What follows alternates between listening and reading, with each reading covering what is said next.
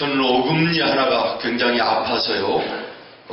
치료도 받아보고 약도 먹어보고 그런데도 별 효과가 없어요.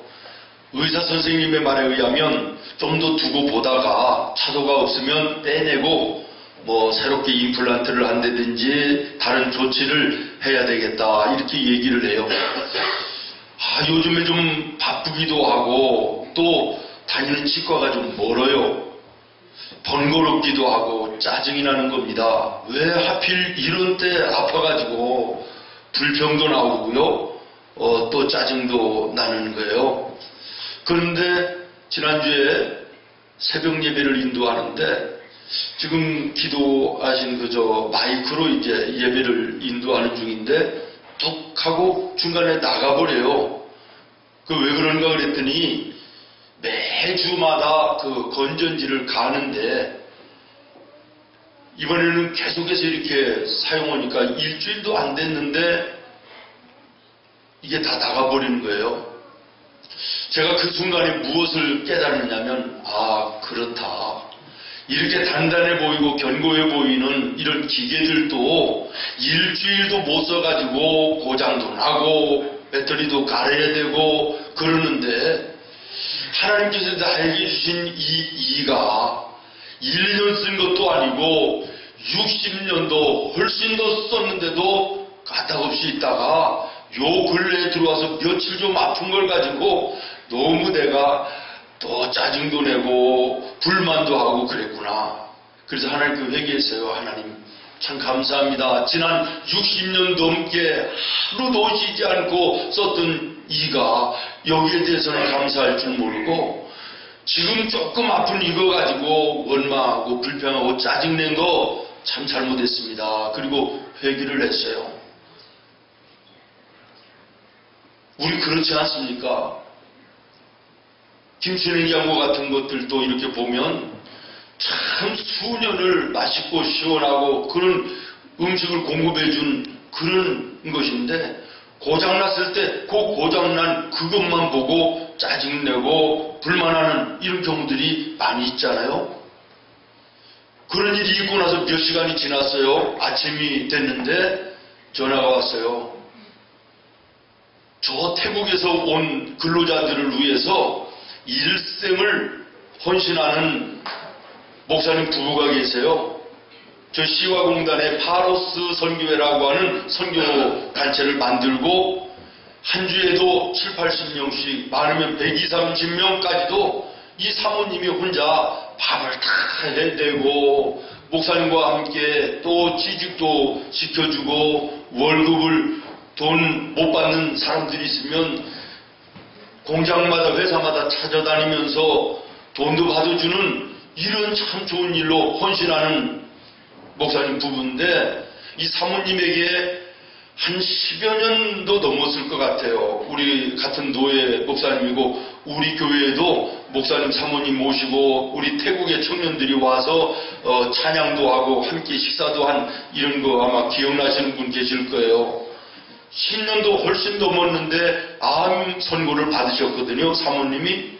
근데 사모님이 가끔 만날 때마다 그런 말씀을 하셨어요. 의사의 얘기에 의하면 병원에서 말하는 걸로 의하면 나는 벌써 죽어야 된다는데 하나님께서 내가 이 불쌍한 태국의 근로자들을 위해서 해야 될 일이 아직도 남아있기 때문에 이들을 봉사를 좀 더 하고 오라고 나의 생명을 이렇게 연장시켜주는 것 같아요 라는 말씀을 여러 번 하셨어요. 그런데 돌아가시는 거예요. 제가 그 돌아가셨다고 하는 소식을 듣고 조용히 묵상하면서 또 한 번 하나님께 회개를 했어요. 요즘에 며칠 개인적으로도 좀 답답하고 참 어려운 일도 있고 우리 성도들의 가정 몇 가정이 참 힘들고 어려운 일들 때문에 기도의 제목이고 마음이 늘 무겁고 답답하고 그랬었는데 묵상하면서 그래 내가 아직 살아있음이 감사하지. 생명이 있음이 감사하지.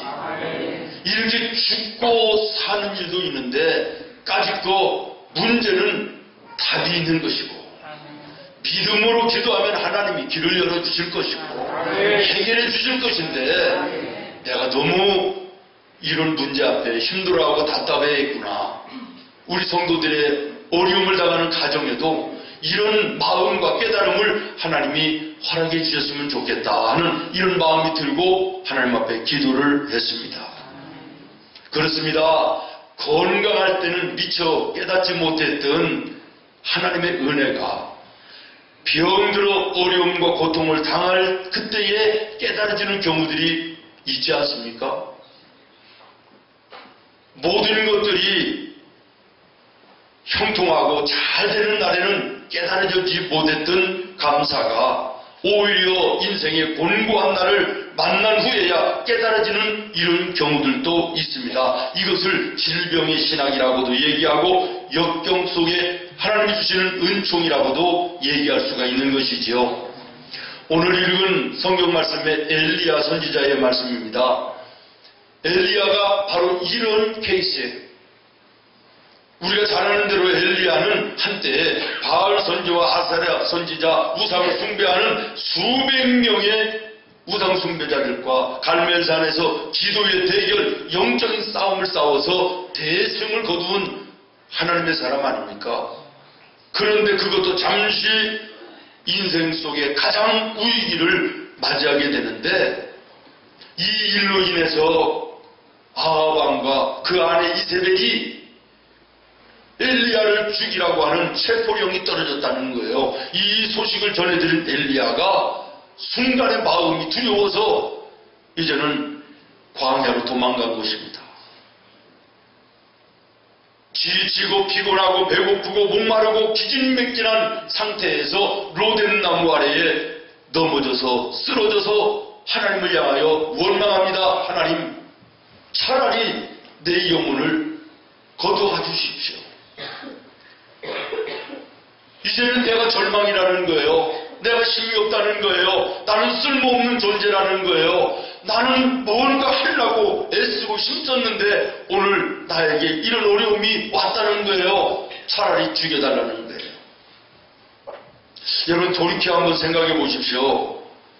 엘리야의 입장에서 보면 참 억울했을 것 같아요. 왜 내가 이런 일을 당해야 되나? 내가 무엇을 잘못을 했단 말인가? 오히려 나는 나라를 위해서 하나님의 영광을 위해서 생명을 내걸고 싸운 것뿐인데 오늘 나에게 주어지는 것은 이러한 죽음의 협박이란 말인가? 오늘 이렇게 곤고하고 지친 인생의 이 초라하고 불쌍한 모습이란 말인가? 그러면서 원망하고 불평할 수 있는 상황이었다라는 것이에요.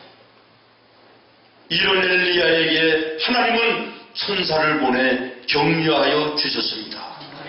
5절 말씀에 보면 천사가 엘리야를 어루만졌다 그랬습니다. 여러분, 어루만졌다는 것이 무슨 의미입니까? 애정의 표시입니다.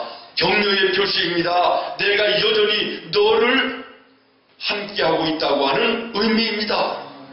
내가 너를 혼자 두지 않고 내가 너와 함께하고 있다고 하는 의미 아니겠습니까? 음성까지도 들었습니다. 하나님께서 엘리야를 부르십니다. 엘리야야, 잠에서 깨어 일어나라. 그리고 내가 준비한 떡과 물을 마시고 기운을 차려라. 눈을 떴습니다. 그랬더니 하나님께서 친히 예비하신 숯불에 구운 떡과 물 한 병이 머리맡에 놓여 있었다고 말씀합니다. 여러분, 엘리야가 얼마나 감격했겠습니까? 버림받은 줄 알았는데, 하나님이 나를 떠나신 줄 알았는데, 나만 홀로 있는 줄로 알았는데, 여전히 하나님이 함께 하시며 친히 어루만지시고 먹을 것과 마실 것을 예비하시며 바라보고 계신 이 사실을 깨달으면서 엘리야의 마음속에는 감사와 기쁨이 넘치게 된 줄로 믿습니다. 다시 말하면 미처 발견하지 못했던 나를 향한 하나님의 사랑을 재확인하는 은혜를 입었다라는 거예요. 사랑하는 여러분 가운데 혹시 하나님께 나는 소외당했다, 경막감에 쌓여있는 분이 계십니까? 하나님 나에게 멀어지셨구나, 하나님 나를 버리신 것이 아닌가, 하나님이 나를 보고 있지 않으신 건가? 하나님이 정말 계신 건가? 내가 왜 오늘 이런 어려움과 아픔을 당하게 하시나? 하나님 왜 이러실까? 서운한 마음을 가지고 계신 분이 있습니까? 그것은 잘못된 생각입니다. 여러분을 향하신 하나님의 변함없으신 뜨거운 사랑은 우리가 발견하지 못한 것뿐이지, 변함없이 우리를 향하신 주님의 사랑은 영원한 것입니다. 하나님 말씀하십니다. 혹 너의 육신의 부모가 너를 버리는 일이 있다 할지라도 나는 너를 결단코 버리지 아니하리라. 또한 하나님이 말씀하셨습니다. 네가 사망의 음침한 골짜기를 걸어갈지라도 내가 너와 영원히 함께하리라. 하나님 또 성경에 말씀하십니다. 두려워 말라, 내가 너와 함께함이라. 놀라지 말라, 나는 너의 하나님이 됨이라. 내가 세상 끝날까지 너와 항상 함께하리라. 예수님이 말씀하셨습니다. 세상 끝날까지 내가 너희와 항상 함께 있으리라. 내가 하나님을 사랑하는 사랑이 변할지언정 하나님 나를 사랑하는 사랑은 영원히 변치 않는 것입니다. 내가 하나님을 멀리하는 일이 있을지 모르지만 하나님 나를 멀리하시는 하나님이 아니심을 기억하시기를 바랍니다. 하나님은 택한 자를, 사랑하는 자를 한 번 사랑하시되 끝까지 사랑하신다고 말씀하십니다. 우리가 너무 유명한 얘기 있지 않습니까? 가장 힘들고 어려울 때 뒤돌아보니 그때는 자기가 걸어온 발자국만 있었다. 그래서 하나님께, 하나님 내가 가장 어려운 그때 왜 하나님 나와 함께하지 않고 나만 홀로 걸어가게 하셨습니까? 그랬더니 하나님 뭐라고 하셨다고요? 그때 내가 너를 업고 걸었다. 그렇습니다. 사랑하는 성도 여러분, 하나님이 나를 멀리하신 것 같고 하나님이 나를 잊어버리신 것 같고 나 혼자만 있는 것 같은 절망 속에 있지만, 그러나 그때도 하나님은 여전히 변함없이 나와 함께 하시고 나를 바라보시며 나의 걸음에 동행하시는 주님이심을 믿으시기를 바랍니다. 자신에 대한 하나님의 사랑을 죄야 확인하고 새 힘을 얻었던 엘리야의 이 은혜가 오늘 이 아침 예배 속에, 이 성찬 속에 나와 여러분의 은혜가 되기를 예수님의 이름으로 축원합니다. 두 번째로 생각할 것은 엘리야는 미처 발견하지 못했던 자기 자신의 필요성을 깨닫는 은총을 입었습니다. 아멘. 엘리야는 이제 생각했어요.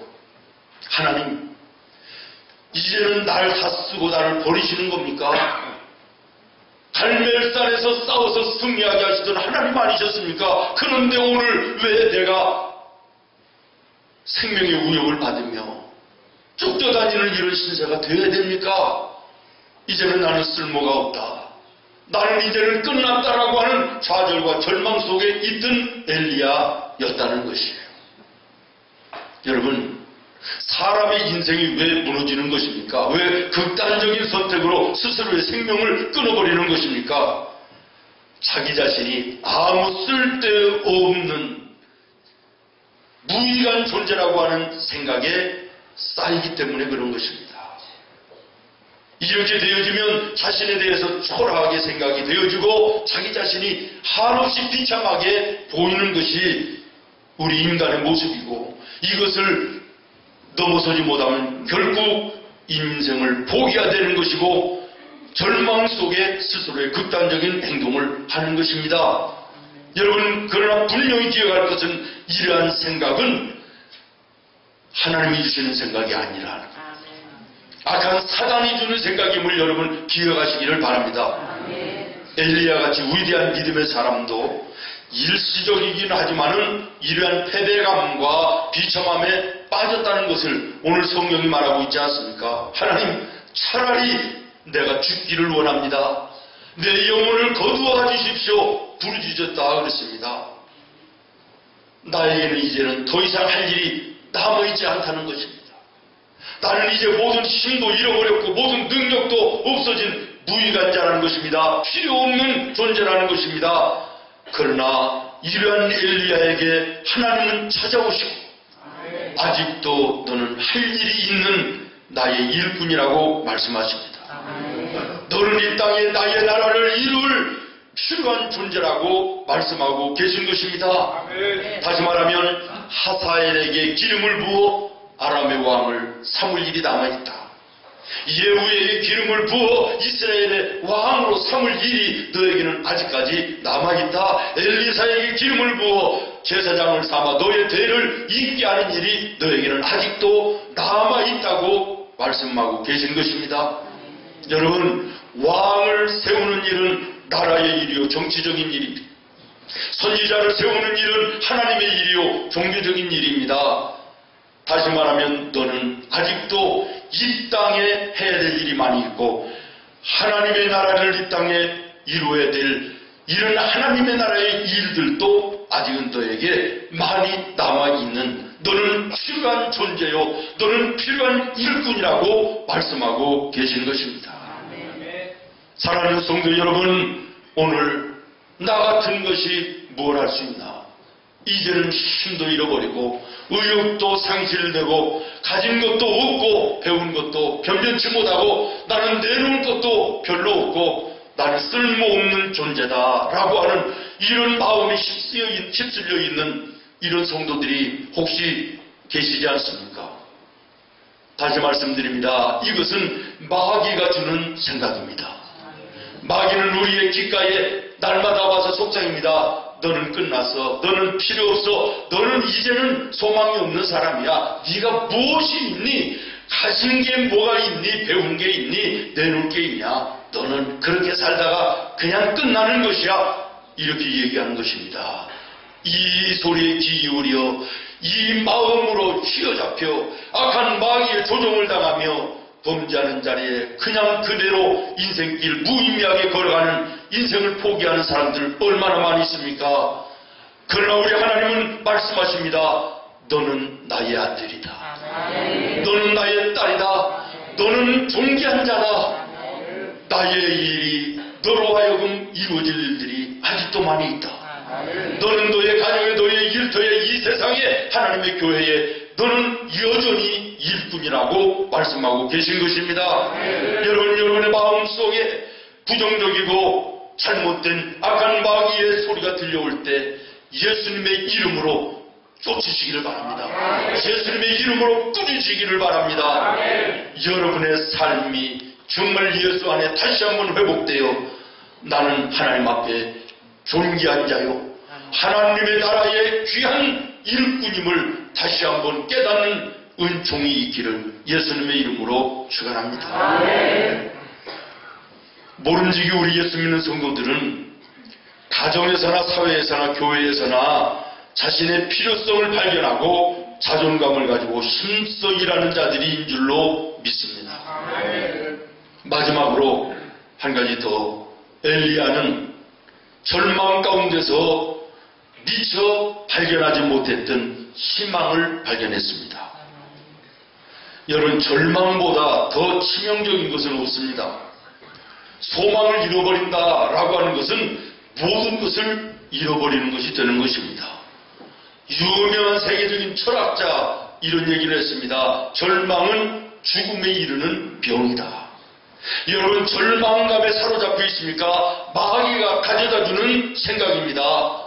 그것은 곧 여러분의 인생을 무너지게 하는 것이고 여러분의 가정을 무너지게 하는 것임을 기억하시길 바랍니다. 하나님의 성령은 말씀합니다. 너는 존귀한 자라. 너는 아직도 이 땅 위에 가치 있는 자요, 해야 될 일이 남아있다.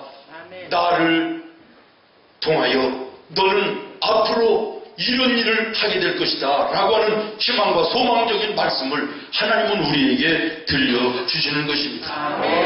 여기 본문의 엘리야를 보십시오. 인생의 가장 심각한 절망의 위기를 맞이합니다. 그도 그럴 것이 우상 숭배에 대해서 배격하고 회개할 것을 촉구하는 그 부르짖음 속에 아합은 돌이키기는커녕 오히려 기승을 부리고 백성들은 회개하기는커녕 더욱더 우상을 숭배하고 부패하며 완악해져 갑니다. 주변을 돌아보니까 하나님의 선지자들은 이 악한 아합왕에 붙들려서 다 수청을 당하고 죽임을 당하고 남아있는 하나님의 사람 주의 종은 자기 한 사람밖에 없는 것처럼 외로움과 고독감을 느끼게 된 것입니다. 나 혼자 남았다는 것입니다. 그래서 나는 이제는 절망이라는 것입니다. 이러한 엘리야에게 하나님은 또 하나의 은총을 발견하게 하십니다. 다시 말하면 엘리야가 미처 발견하지 못한 하나님의 은총을 보여주시는 것입니다.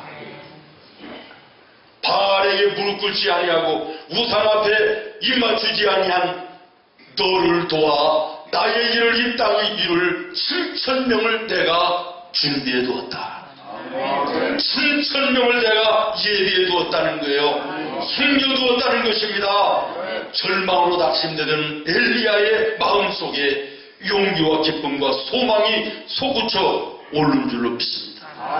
한숨이 변하여 찬송이 되고 절망이 변하여 감사가 되는 놀라운 은혜를 입게 된 줄로 믿습니다.